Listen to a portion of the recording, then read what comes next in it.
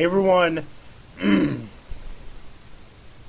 welcome back to another top 10 list, and I told you this video was coming, alright? I already did my top 10 best aspects about the previous generation of consoles, the 7th generation, or video game consoles, the 7th generation. And now it's time to do my top 10, the top 10 worst aspects about the previous generation of video game consoles, the 7th generation.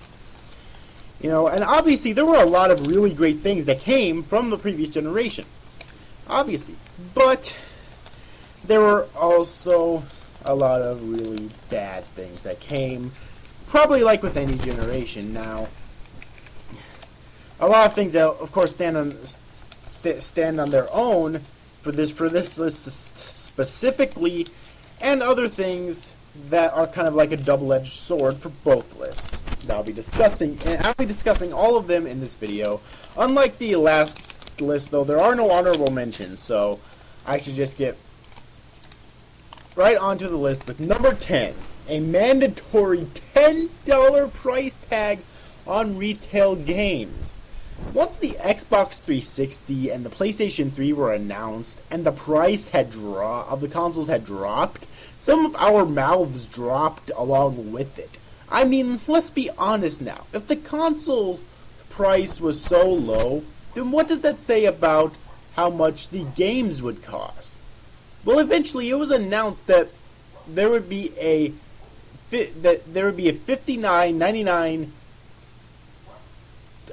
cost per retail video game. Of course, that's just an average. Some games did cost less, but that was the average of what games would cost. Alright, now this was a $10 increase in most video games.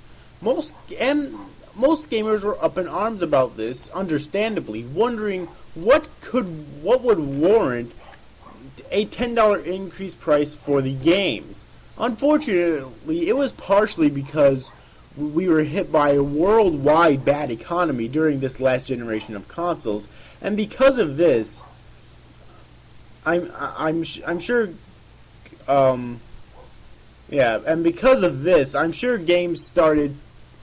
gamers started pinching pennies and buying less games than they used to, because with the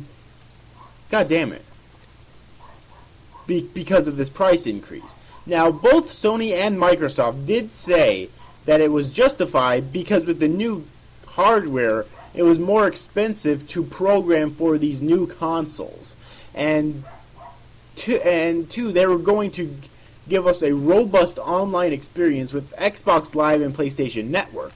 Now, it's up to the gamer to decide whether they did that or not. But now I pose this question. Why is it that the PlayStation 4 and the Xbox One still hold $59.99 price tags for the games? I mean, their whole reasoning for the previous gen consoles was that it was more expensive for them to develop games, but now with the next gen, it's even more expensive to develop games. So the question is, were they telling the truth last gen? Probably not. They probably just wanted to coat their pockets a little bit more with green, quite honestly. Number 9, the birth of motion control. Now, I put that on my last list as one of the honorable mentions, I believe. But it actually makes the list on this list because it was an interesting concept, but mostly it failed. Alright.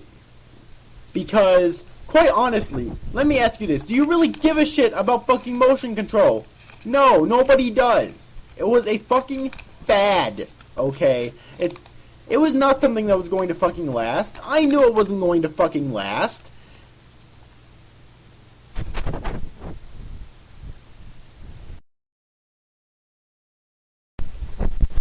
Would you like me to tell you why exactly nobody cares about it anymore? It's because of a couple reasons, alright?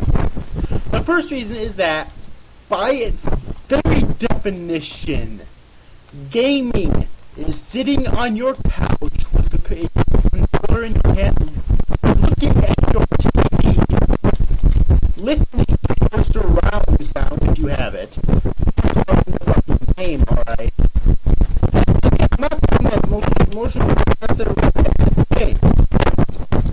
Alright? But I'm saying why nobody gives a shit about it anymore. And that's because, quite honestly,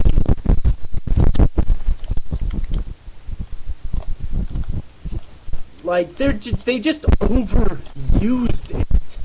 To the point where game developers, at some points, were forced to develop their games either with the ability to use motion control alone, which isn't as bad but still kind of annoying, or to where they can only be used with motion control.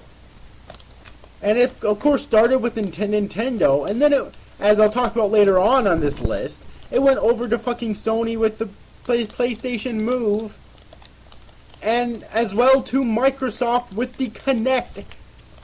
And the Kinect is even going to the next console generation. Are you fucking kidding me?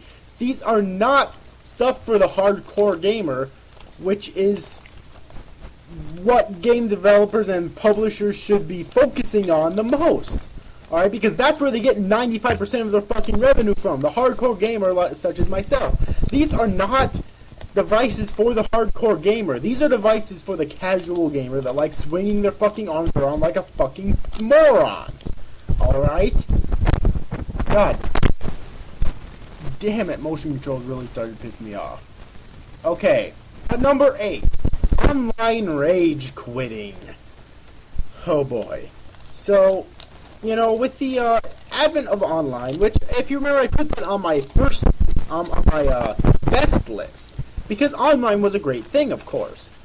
However, as time went on, you had these fucking assholes, usually kids, who go online, they start playing a fucking game like Call of Duty or some other boring, repetitive first-person shooter, Call of Duty, Killzone, Battlefield, Halo, what have you. You know, Gears of War, what the fuck have you. And then they start losing, so they quit. They drop right off the server, leaving you leaving. Number 7. Oversaturation of first-person shooter games. Now, this is something that really pisses me off, alright? Now, if you remember back in the days of the PS2 era, there were very few first-person shooters in the mainstream. Granted, you still had your Call of Duties and your Battlefields and your Halos and your Gears of Wars and your Killzones, alright? But for the most part, the mainstream games were platformers and racing games. Especially platformers. Alright? However, in the PS3 era, or in the PS3 and Xbox 360 era, you had such a slew of first-person shooter games, excuse me, that came to the mainstream, and I just think it's ridiculous. I honestly feel that FPS games are beginning to consume the gaming community, and that if this keeps up, in 5 to 10 years, if not less, that's all it will have. There will be nothing else but fucking boring-ass, repetitive first-person shooter games.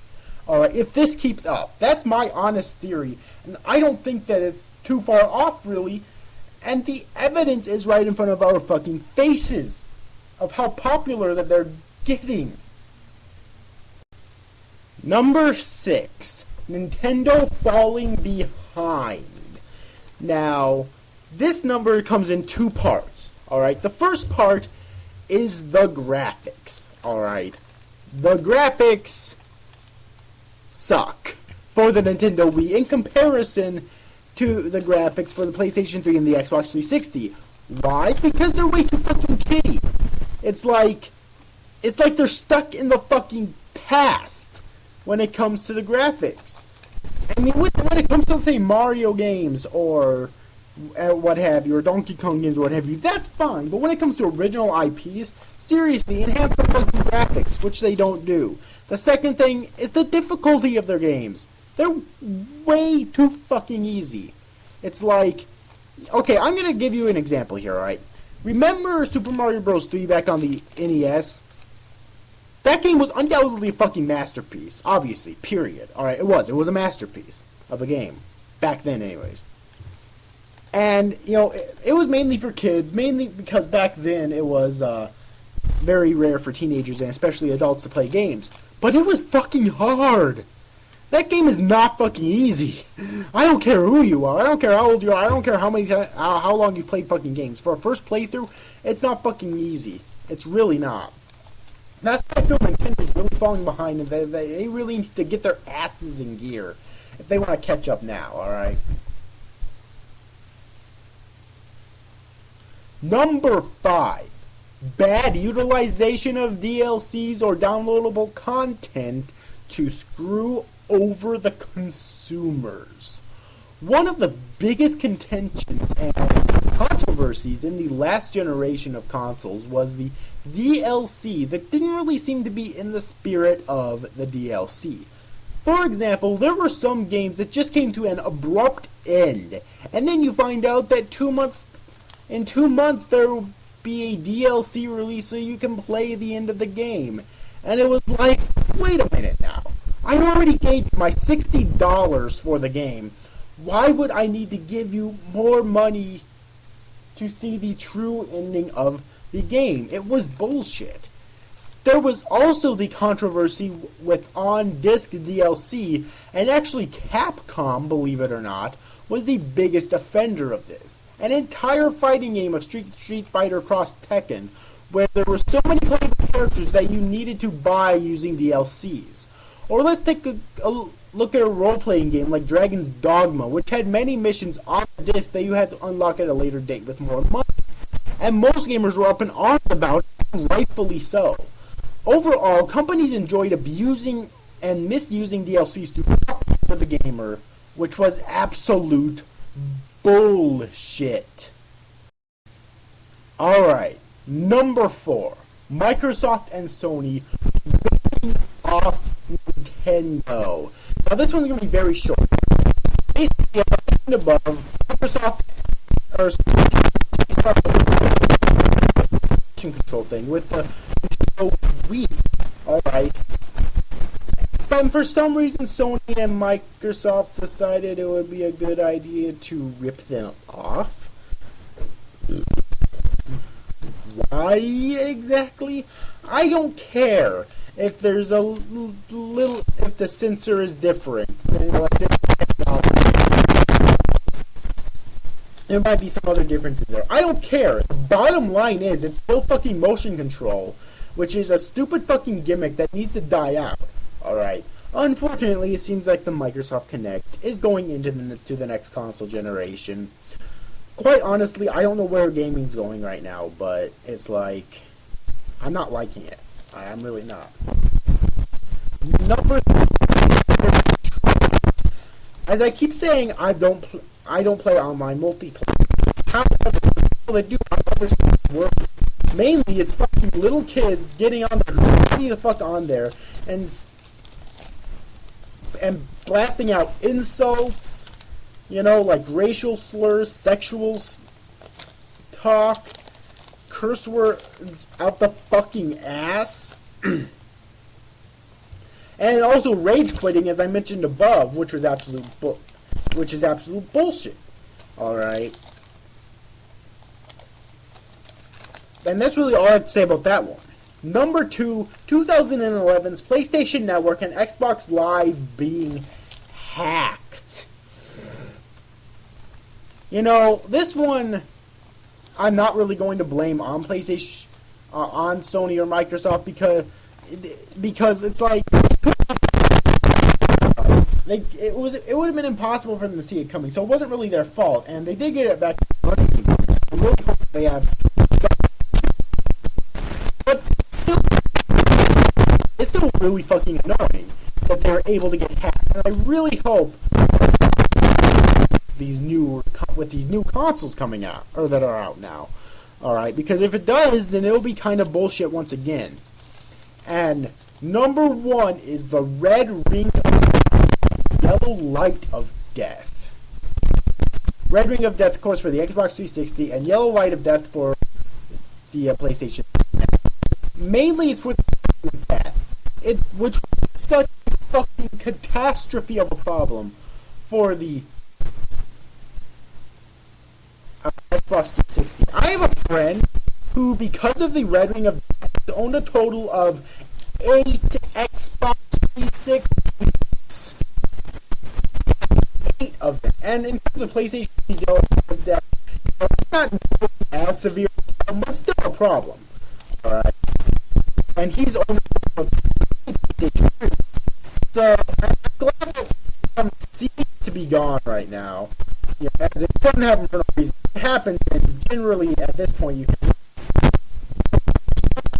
blame on the console being so fucking old. Alright. But that's really, I think, what the worst thing about the previous console generation was. And yeah, that's really it for this list. I enjoyed both of my lists. I really had fun making this. We're a special top 10 list based on because the new generation consoles are all and the old generation consoles are really gonna be left in the dust pretty soon. I had really a lot of fun making these. I hope you enjoyed them, and see you after guys. So see you after guys. Thanks for watching. Bye bye.